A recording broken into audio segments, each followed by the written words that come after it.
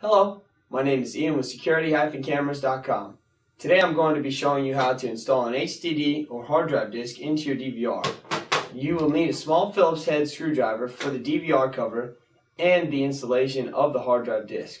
In total, the cover should have 7 screws holding it in place, 3 in the back and 2 on each side.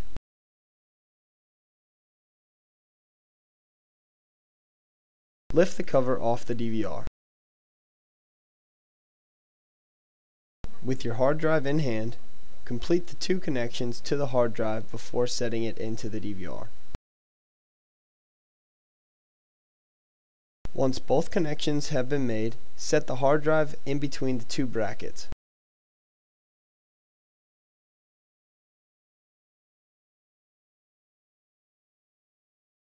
Using the 2 included screws in your DVR, screw the hard drive disk into your DVR. Last, replace the cover back onto the DVR.